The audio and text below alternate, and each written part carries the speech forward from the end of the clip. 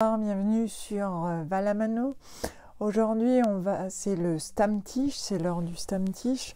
Et donc, on va parler, comme d'habitude, de choses et d'autres. Aujourd'hui, je voulais vous parler de ce livre, Itinéraire païen, alors que je viens de commencer.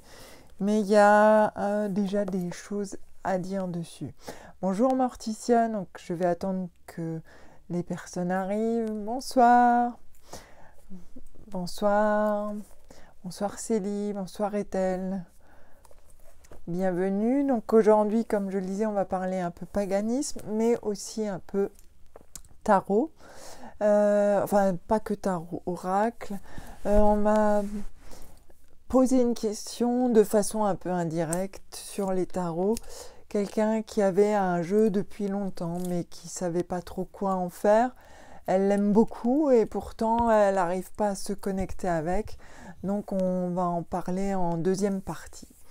Donc la première partie, on va la consacrer juste à Itinéraire païen, que je suis en train de lire. Bonjour Lucie, bonjour Lucas. Itinéraire païen, c'est un livre de Alaric Albertson, c'est aux éditions Danae. Et puis, bonjour Valderia, bonjour Marilyn. Et donc, cette première partie, je vais la consacrer juste à l'introduction de ce livre, parce que c'est ce que j'ai lu, je lis lentement en ce moment. Il y avait quelque chose qui m'avait attiré, qui a attiré mon attention. Déjà, c'est sur le choix des panthéons, mais aussi le fait que il y ait certaines manifestations, bonjour Ertis, que certains païens peuvent attendre des divinités, bonjour Bétula. Ah, mais il y a Sam qui est là. Sam vient toujours pour l'intro. Oh, et t'es lourd toi. Bonjour Sam. Eh, regarde par là, là.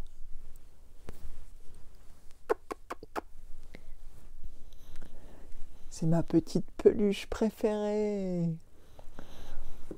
Ouh. Il a toujours l'air un peu grognon, mais en fait, il est super cool. Maintenant, il va se lécher pendant longtemps pour remettre tous les poils en place, tous les poils que j'ai bousculés pour qu'ils reviennent bien dans l'axe. Il adore ça. Donc, comme je disais à celles et ceux qui arrivent, on va commencer juste par itinéraire païen, juste l'introduction. Et puis après, on parlera des jeux dont vous ne savez pas quoi faire, oracle ou jeu de tarot. Parce que c'est une question qui m'a été posée de manière un peu détournée, mais je me suis dit que peut-être ce serait bien d'en parler. Bonjour Fa. Alors, pour commencer sur Itinéraire païen, c'est donc le livre d'Alaric Albertson. C'est un livre que je trouve plutôt bien fait pour les personnes qui voudraient se lancer dans le paganisme, et même pour celles et ceux qui y sont depuis quelque temps et qui ont envie de peut-être se remettre en tête des choses, des actions un peu faciles à mettre en place, parce que parfois dans la vie de tous les jours, on n'a pas toujours le temps de mettre en place une certaine dévotion. Et puis on est entouré sur les réseaux sociaux, on en revient aux réseaux sociaux, de gens qui font beaucoup étalage de leur dévotion, etc. Alors comme je lisais un article de... Ça y est, j'ai oublié son nom, c'est pas grave. J'ai lu un article dernièrement qui parlait de ça, de ces gens qui parlaient beaucoup de leur dévotion et comme quoi ils avaient plein de messages des dieux et que chaque fois qu'ils allaient dans leur espace sacré ou devant leur autel, les dieux leur envoyaient des messages, etc. Mais le fait est que dans la vie, ce n'est pas toujours ça. Et donc pour les jeunes païens, notamment les jeunes païennes, quand on entre là-dedans et qu'on a des exemples comme ça, on s'attend aussi à avoir des sortes d'explosions de messages.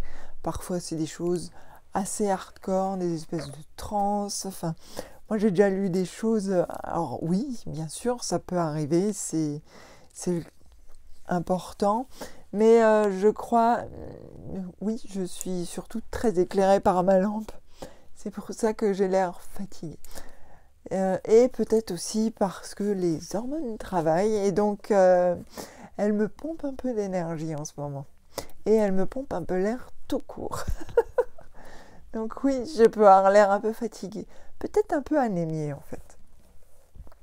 J'aurais faire comme les vampires, j'aurais boire du sang. Je vais réfléchir à ça. Donc dans ce livre, on nous rappelle des choses très simples.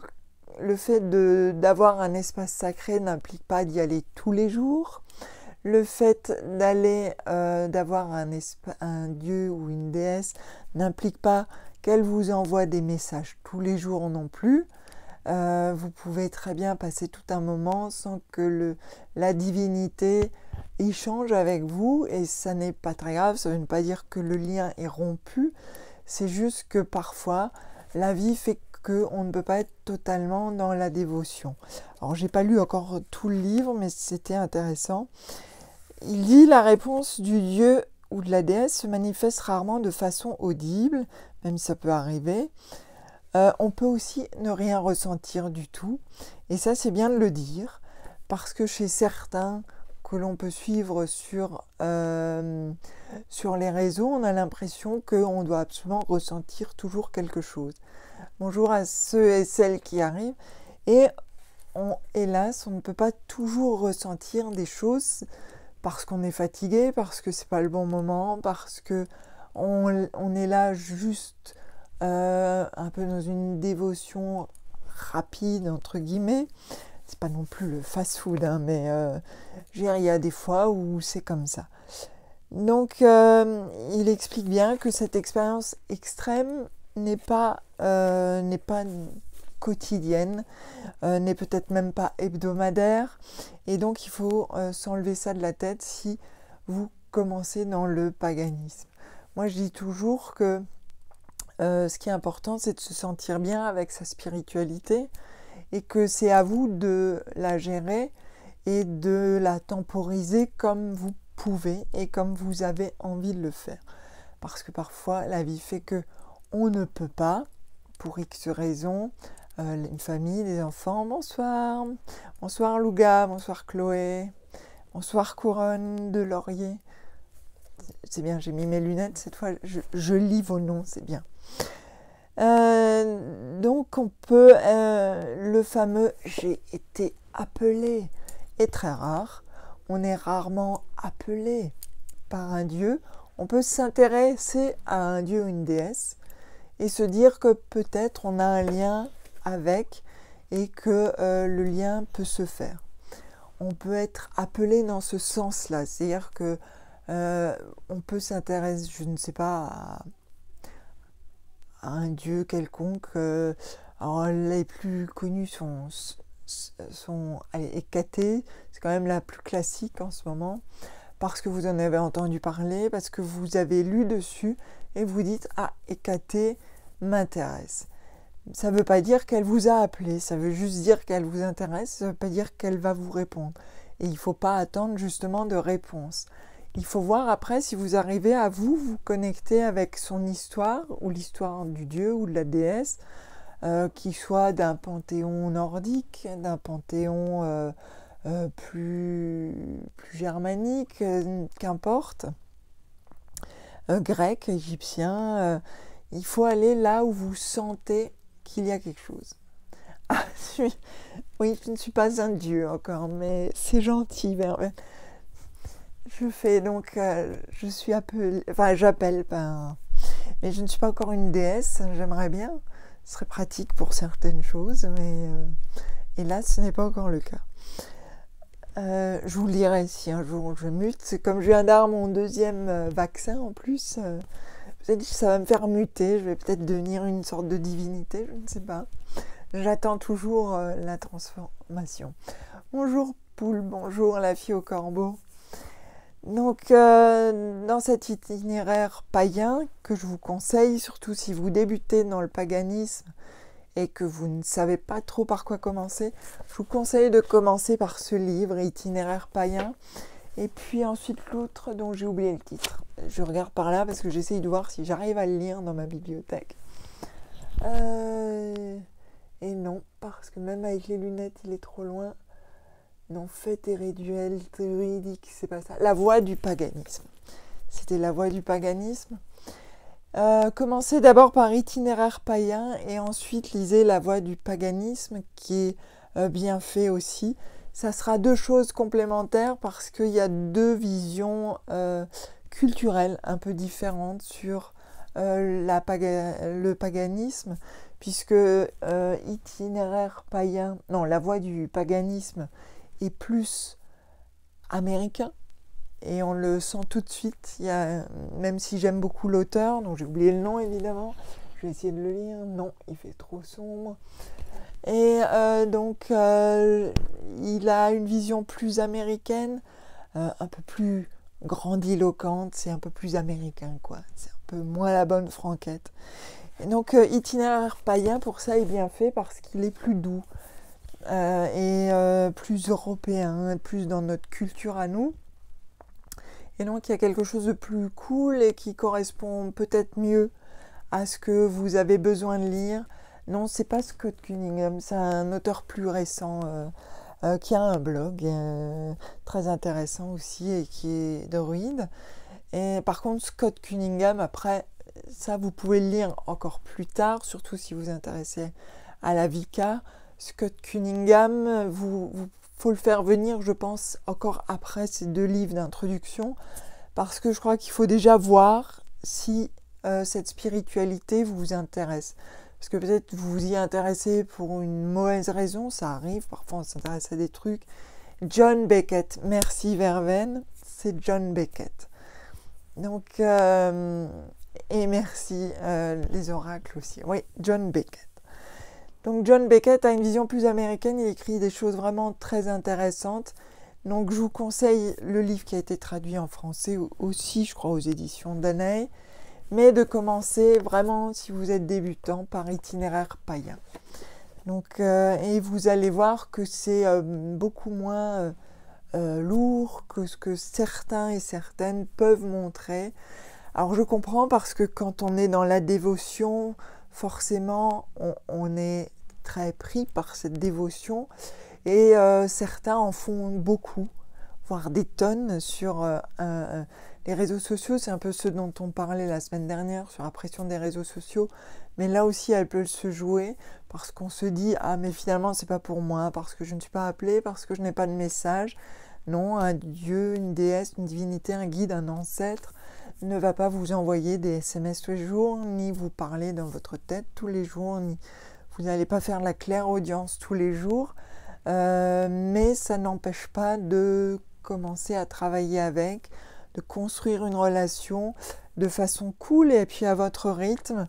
Et donc ça c'est très important, je crois, de construire les choses à son rythme.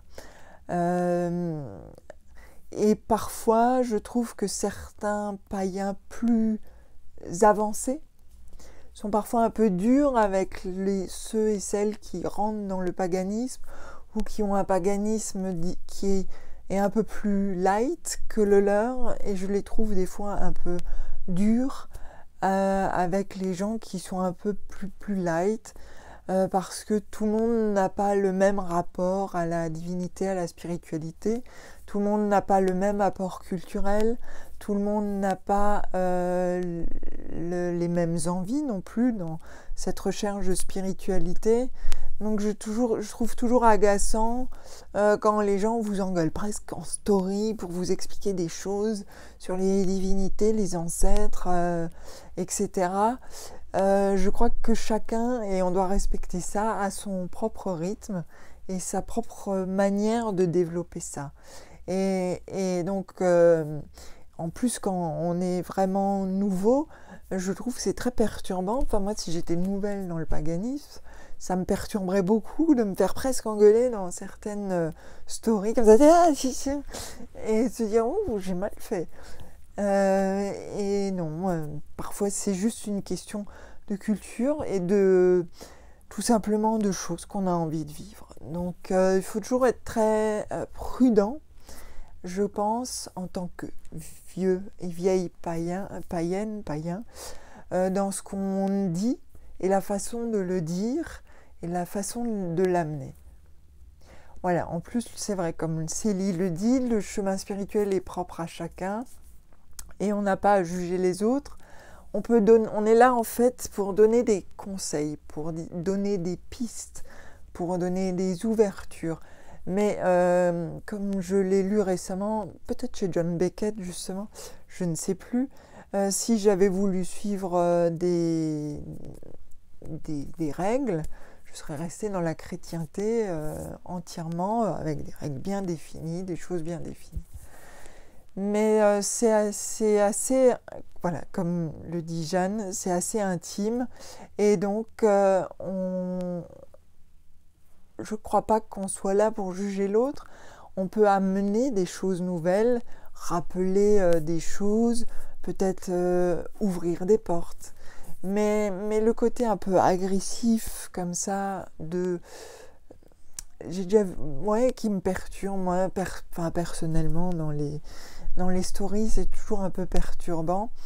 Je trouve que c'est dommage et que ça peut en arrêter certains dans leur envie de spiritualité. Et ça, c'est quelque chose qui est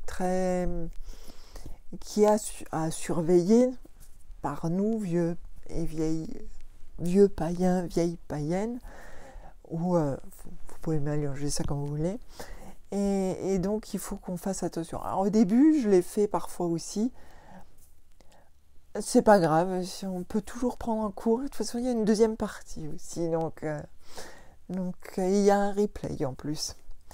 Donc, voilà, c'était juste ce que je voulais dire. Et que justement, ce livre est un peu le contraire de tout ça.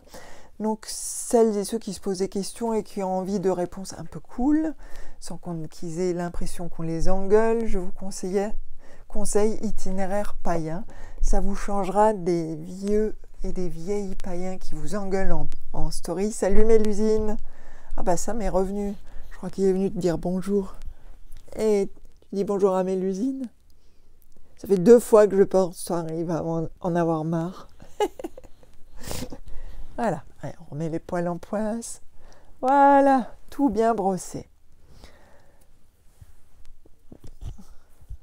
Allez, un petit coup. Ouais, on va attendre. Alors, le sommaire. Alors, il faut déjà que je le trouve. Alors, en plus, il est de Pennsylvanie. Bah, je suis étonnée parce que je n'avais même pas lu la bio. Et en fait, il est de Pennsylvanie, mais c'est drôle parce qu'il écrit plus comme un Européen. Donc, j'étais persuadée qu'il était anglais, en fait. Alors, dans le sommaire de Itinéraire païen, vous avez les 7 étapes pour une nouvelle façon de vivre. Oui, c'est le beau Sam. En chapitre 2, vous avez le calendrier sacré. Alors, je ne sais pas si c'est un chat de Freya, je pense qu'il est un peu petit pour être un chat de Freya. Il a le poil il peut aller dans le froid, mais en niveau taille, il fait un peu petit. Pour tirer un char, je crois que ce serait un peu difficile. Je devrais essayer. Quand je serai passée dans le stade divinité, je lui mettrai une petite charrette et puis on verra. Bonsoir à ceux et celles qui arrivent. Oui, c'est peut-être son paganisme saxon. Ouais, tu as tout à fait raison. Et c'est pour ça que j'étais persuadée, j'ai même pas lu sa bio, j'étais persuadée en fait qu'il était anglais. Mais c'est vrai que suivant les paganismes aussi, on est un peu différent à chaque fois. Donc je vais quand même finir le sommaire. Donc après, il y a les esprits familiers, comme Sam. Alors moi, j'ai lu forcément sur les chats parce que j'ai lu sur Tam. Les oiseaux et les abeilles, ça c'est un chapitre. Cuisiner, alors ça c'est probablement le chapitre que personnellement je vais utiliser le moins, sachant que je suis une burne en cuisine. Donc artisanat païen, alors ça c'est un peu plus mon truc. Enfin moi je fais de la peinture païenne, donc ça m'intéresse. Et il y a Yule. Après il y a un glossaire, une bibliographie. Donc moi je suis à 7 étapes pour l'instant, donc je voulais parlais déjà de l'introduction que je trouvais vraiment pas mal. Et donc, ce fait qu'il fait redescendre la pression et qu'il explique qu'on n'est pas obligé de se mettre la pression pour avoir une dévotion normale, enfin, une dévotion, et qu'on n'est pas obligé d'être tout de suite une espèce de prêtresse qui entend des choses, qui voit de la fumée qui sort, qui voit des signes chaque fois qu'elle sort, non. Donc, c'est pour ça que je vous le conseille. Donc, il y a celui-là, et ensuite John Beckett, et ensuite Scott Cunningham, si vous vous intéressez plus à la Wicca. Ensuite, il y a bien sûr des livres qui sont plus sur les panthéons. Alors, suivant ce que vous choisirez, qu'ils soient égyptiens ou qu'ils soient nordiques ou grecs. Vous aurez d'autres lectures à faire pour rencontrer de façon intellectuelle les dieux. Et puis, ça vous ouvrira peut-être de nouvelles portes. Mais en tout cas, ne pas se mettre la pression. Ensuite, on va passer à cette deuxième partie dont je vous parlais sur les jeux. En fait, on parlait du Béline, l'oracle de Béline dans les commentaires. Et quelqu'un me disait, non, ou j'ai lu un commentaire, où quelqu'un, merci, quelqu'un disait que l'oracle de Béline, elle l'avait depuis longtemps, mais elle ne savait pas trop comment l'utiliser. Alors, on ne va pas parler spécialement de l'oracle du Béline, on va parler du fait d'avoir des jeux, que ce soit un tarot ou un oracle.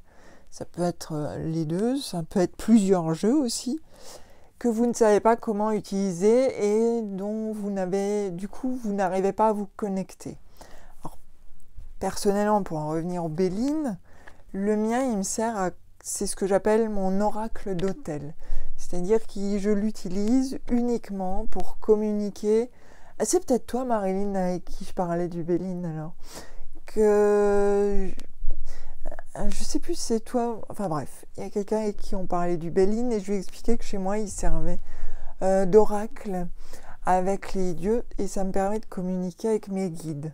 En fait, je leur pose une question et le Béline m'aide à creuser, à aller plus loin. Oui, c'est un système un peu particulier, le Béline, mais il est puissant et en fait, quand on est dedans et qu'on lui trouve en fait une fonction, il fonctionne bien pour le coup. Et je trouve qu'il donne des réponses intéressantes avec des ouvertures. Alors d'ailleurs, pour celles et ceux qui commencent avec l'oracle de Béline, moi, il y a ce livre que je trouvais pas mal, qui s'appelle de Alexis Tournier. Donc c'est l'oracle de Béline. Et là, je trahis mon âge parce que je recule le livre pour lire le truc. Une initiation pratique à l'histoire et aux techniques. Et je le trouve bien fait. Parce qu'il y a toutes les cartes, elles sont bien classées, il y a à chaque fois une petite explication. Et c'est un des rares livres sur l'oracle de Béline que je trouve relativement bien fait. Alors, ça va vite. Alors, voilà, en travail spirituel, moi je trouve qu'il fonctionne très bien. Le Béline, il est très particulier. Donc je comprends par exemple que comme Mélusine, on ait parfois du mal avec le Béline, il est très particulier. Il a son propre système oraculaire. Et donc, et il est assez cash. Je te rejoins là-dessus, Sophie. Parfois, il est assez cash. Donc, pour certaines questions, je conseille de l'éviter, d'aller vers un oracle un peu plus doux. Et on peut le coupler avec le tarot, Béline. Le mien, il est où d'ailleurs? Je ne sais plus, il est là-haut quelque part. Qui est aussi très puissant et qui est très cash. Donc, et qui est par contre assez... Oui, alors l'oracle de Mariana, le Spirit Oracle, que j'utilise pour parler moi avec les morts, et que j'essaye de... C'est Jésus qui tombe. Oui, j'ai un Jésus en métal qui tombe, que j'ai récupéré dans une brocante, et parfois il tombe. Non, je ne l'ai pas là. Je ne sais pas si tout le monde le connaît. C'est un jeu assez simple d'aspect. Les images sont très simples. C'est des petites aquarelles. C'est vraiment ce que j'appellerais moi de l'art brut. En tant qu'artiste, j'appelle ça de l'art brut. Je l'aime beaucoup parce qu'il est très puissant et il a un fonctionnement assez intéressant. C'est-à-dire que sur chaque carte, vous avez une liste de cartes qui peuvent correspondre ou pas à cette carte. Et ça donne des réponses très très intéressantes. Et je ne l'ai jamais essayé avec d'autres parce qu'il se suffit à lui-même. Oui, Jésus qui tombe, oui. Jésus me tombe dessus, ça arrive. Et dessus, il y a écrit « Demeurez avec nous, Seigneur ». Voilà, protéger notre maison. Donc, il tombe souvent. Et puis, des fois, en plus, je le remets à l'envers, le pauvre. Donc, il souffre un peu. Alors, il faut savoir que dans ma propre façon de voir la spiritualité, je rapproche le Christ de Cernunnos à cause de l'histoire de résurrection des cornes de cerf. Ça sera un peu long, donc je ne vais pas vous faire une thèse là-dessus, mais c'est pour ça que je suis assez attachée à Jésus. Et voilà. Et que souvent d'ailleurs, au Moyen-Âge, on représentait le Christ en cerf. Et que sur tous mes tableaux, quand vous voyez un mec avec des cornes de cerf, c'est probablement un espèce de mix entre les deux. Et souvent, c'est sur des tableaux très spirituels qui parlent d'ascension, de l'esprit, et voilà. Ce sont des petites clés. Pour en revenir donc aux oracles, donc il y a l'oracle de Mariana, je ne sais plus, non. Et donc,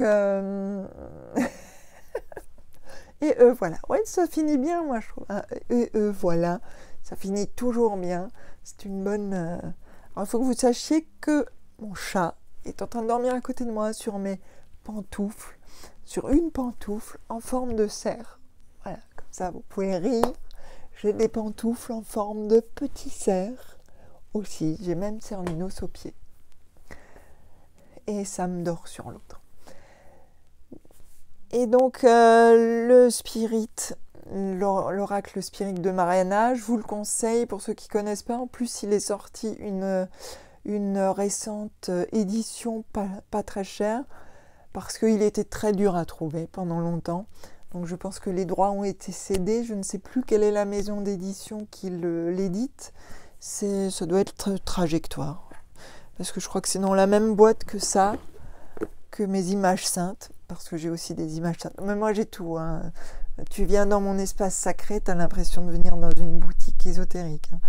Et ça doit être les éditions Trajectoire, vous regarderez. C'est l'oracle spirit de Mariana. Et il fonctionne bien. Et c'est un système un peu particulier auquel il faut s'habituer. Peut-être que je ferai une vidéo dessus si ça vous intéresse. Moi, je l'utilise donc beaucoup pour parler, poser des questions. Voilà, Trajectoire, donc c'était ça. Pour parler aux morts. Il donne de très très bonnes réponses. Je l'utilise. Alors, c'est ce que je voulais dire, c'est que justement, quand vous ne savez pas comment utiliser un oracle et que vous ne lui avez pas encore dédié, c'est que tout simplement peut-être vous ne lui avez pas encore dédié une mission, ou peut-être que la mission, bien sûr entre guillemets, que vous lui dédiez n'est pas la bonne. Alors certains jeux peuvent tout faire, souvent les tarots classiques peuvent tout faire, country western, c'est une référence aux Blues Brothers pour ceux qui... J'ai toujours des références pop culture. Donc, et il y en a qui sont un peu plus difficiles à manier, comme le Béline. Alors le tarot Béline aussi, parce qu'il est très puissant et très particulier aussi. C'est un tarot que j'utilise en fait assez peu, parce qu'il est bourrin en fait. Je le trouve assez hardcore. Donc quand on ne veut pas savoir avoir une réponse, on ne pose pas la question. Et notamment, on ne pose pas la question à un tarot comme le Béline. Donc il faut vraiment, c'est une question de perception. Alors, il existe des tirages que vous pouvez faire pour demander, en fait, au jeu qui vous guide dans ce à quoi il peut servir. Ça peut être dans votre spiritualité, ça peut être uniquement pour de la guidance, ça peut être pour quelque chose d'extrêmement personnel. Certains jeux vont fonctionner qu'avec vous. Et si vous essayez de l'utiliser avec quelqu'un d'autre, ça ne va pas marcher, c'est comme ça. C'est comme un chat, des fois, c'est territorial. Donc, c'est vraiment à voir. avec chaque jeu a sa personnalité, chaque jeu est particulier, chaque jeu a son histoire, et après la relation qu'on va construire avec tous ces jeux, elle va être très différente. Il y a des jeux que j'ai uniquement parce que je les trouve beaux, comme le Guillermo del Toro ici, qui est très très beau, mais que j'utilise en fait pas du tout, ou très peu. Je l'ai juste utilisé peut-être une fois pour un tirage, une guidance collective pour le montrer, mais c'est plus un jeu de collection. Il y a vraiment des jeux qu'on garde pour la collection parce qu'ils sont beaux. Là j'attends, alors vous allez rire, le jeu Supernatural, le tarot Supernatural. Je ne pense pas que je l'utiliserai beaucoup pour la guidance, et ça va être plus un jeu justement de collection parce que je trouve ça drôle, parce que ça me rappelle mes 15 années de Supernatural, de cette série, et c'est pour ça que mon chat s'appelle Sam et que l'autre s'appelle Dean, et donc le jeu sort en mars et je suis très curieuse de l'avoir dans les mains, et là c'est vraiment plus quelque chose de de collector. Comme j'en ai un autre, non, je ne sais plus où il est celui-là, qui est dans une très belle boîte, c'est celui de Penny Dreadful, c'est pareil, c'est pour le côté collector. Donc avec tous les jeux, vous pouvez être attiré par un jeu, mais ça ne veut pas dire que vous tirerez souvent avec. Les jeux sont pas tous faits, à mon sens, et puis suivant la personnalité de chacun, pour être des jeux vraiment oraculaires ou vraiment avec une utilisation. Il y en a certains que j'ai trouvés en brocante, comme celui-là qui est russe. Il est écrit en... Alors c'est écrit en russe, mais les cartes sont en italien. Alors les cartes sont... Je ne sais pas si on voit. Sont un peu kitsch. C'est très... années 70, je pense. Très très kitsch, avec des couleurs... c'est un mix de plein de choses. Alors celui-là, je le tire pas, je fais rien avec, je le garde juste parce que je l'ai payé pas cher chez Emmaüs, et puis parce que je le trouvais marrant. On a ici la lune par exemple, alors, une lune très baroque, avec des grosses tours, la lune très féminine. On a plein de symboles, on en a presque carrément trop. C'est moi qui dis ça, hein, moi qui remplis les choses. Donc là, il y a plein de symboles autour. Donc il est beau, kitsch. Mais pour l'instant, j'ai pas encore... alors, j'aime beaucoup celle-là, la justice. Alors, j'aime beaucoup les gens qui souffrent en dessous. Donc voilà. La papesse qui est très belle avec sa coiffe. Donc il a un style vraiment particulier que je ne saurais pas définir. Je ne sais vraiment pas comment définir ce jeu. C'est vraiment un jeu de hasard, celui-là, enfin, sans faire de jeu de mots. Hein. Le magicien. J'ai vraiment trouvé par hasard, et donc il s'appelle... Eh ben, je ne sais pas, en plus, parce que c'est en russe dessus. Donc si quelqu'un lit le russe... vous l'avez peut-être à l'envers en plus, donc il faut lire le russe et en plus lire le russe à l'envers. Voilà.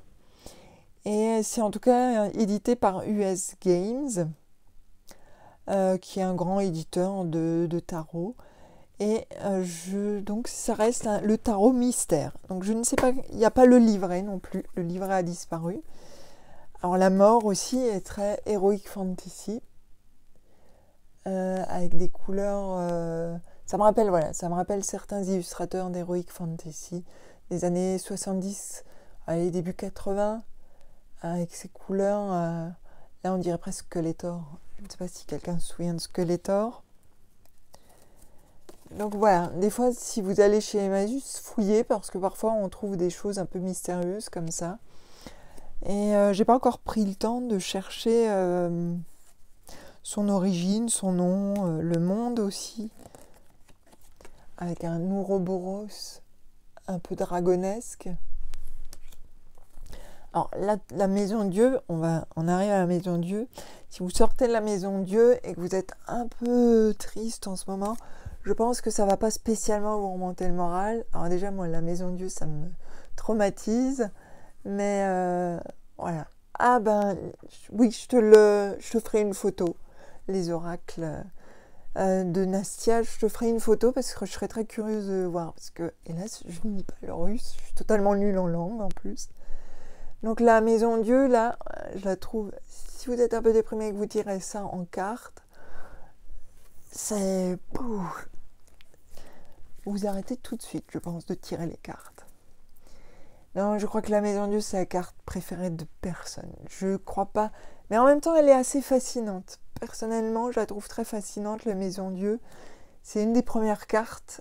Autant je la déteste, quand je la tire, autant c'est une des cartes que j'aime beaucoup, esthétiquement parlant.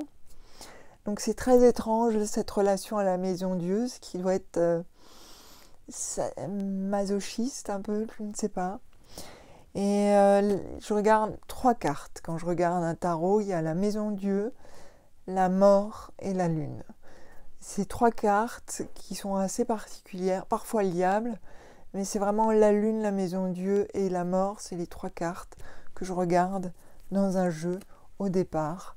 Et qui me permet de... Ah, le 3 d'épée, oui.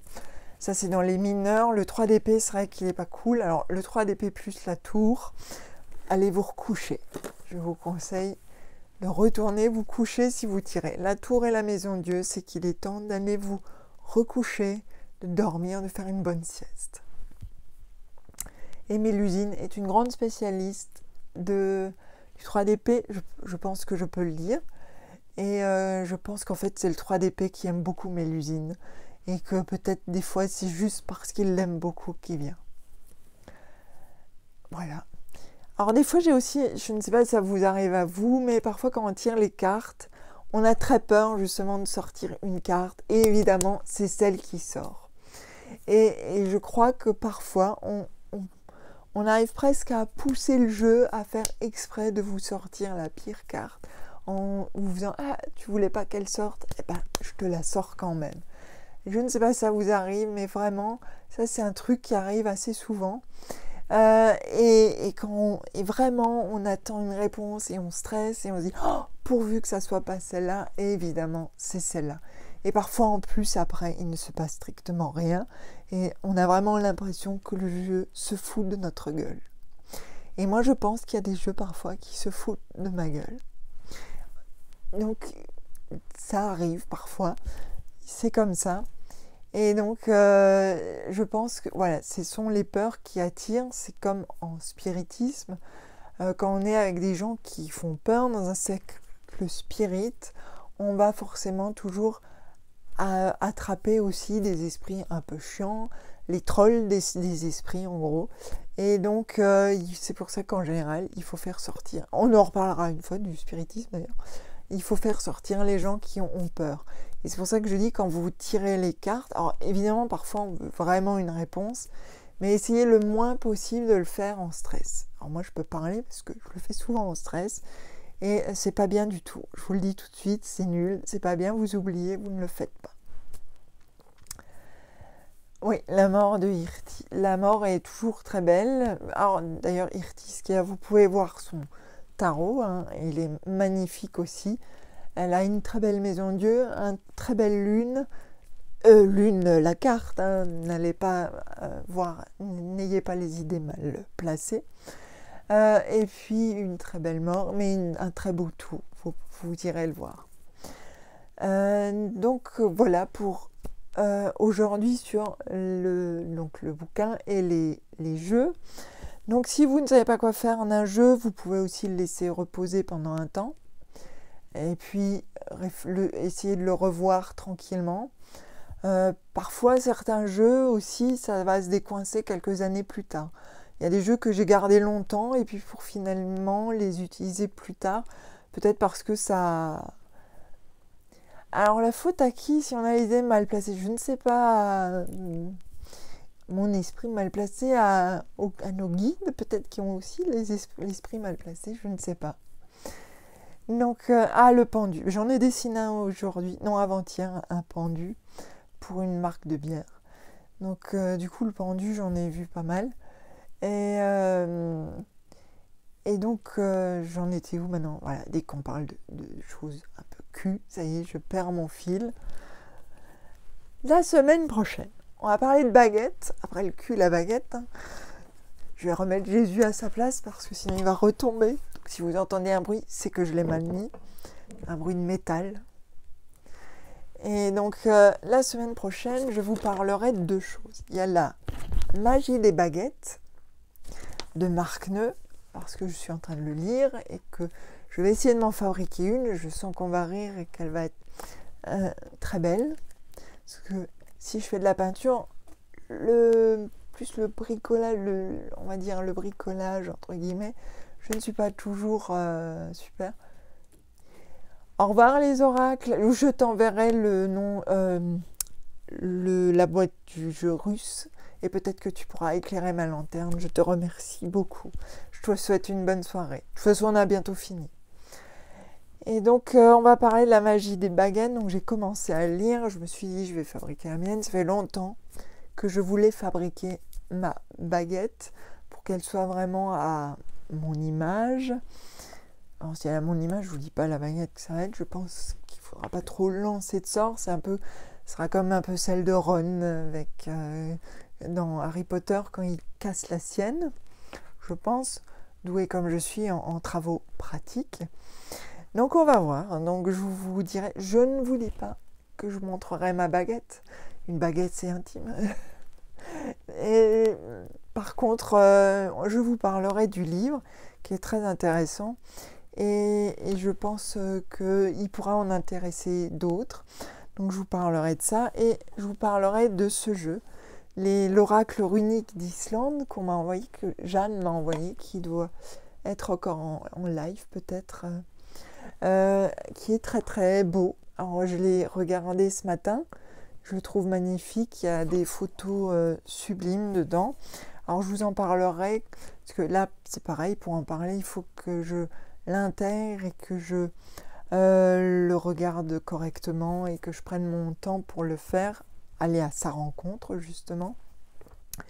Et donc je vous parlerai de ça, de ces deux choses la semaine prochaine. Donc il y aura les baguettes magiques et puis il y aura, je vous parlerai de ce jeu de Jeanne Slava qui est dans le live là. Vous pouvez lui dire bonjour. C'est Jeanne.Slawa, alors je ne sais pas si je prononce bien parce que j'ai vraiment un accent de merde, .oracle. Je la laisse se présenter dans le petit truc qui défile en dessous. Je vous parlerai de ça. Et je pense que Sam sera là aussi, vu qu'il est toujours là. Je ne vais pas le déranger, il dort toujours sur ma pantoufle serre. Pour l'instant, Jésus n'est pas retombé non plus. Donc moi je vous souhaite une bonne soirée. On verra ce que donne la baguette. Je pense à être l'apothéose des choses que j'ai fabriquées. Et puis je vous souhaite à tous une bonne soirée, une bonne semaine. J'ai complètement oublié la guidance collective cette semaine. Alors complètement zappée. J'étais en mode hormonal un peu off. Donc du coup, vous m'excusez, je vais veiller à faire d'autres choses pendant la semaine. Et puis je vous dis à tous une bonne soirée. À bientôt. Sam aussi vous dit à bientôt de tous ses poils, de toutes ses pattes et de toutes ses moustaches.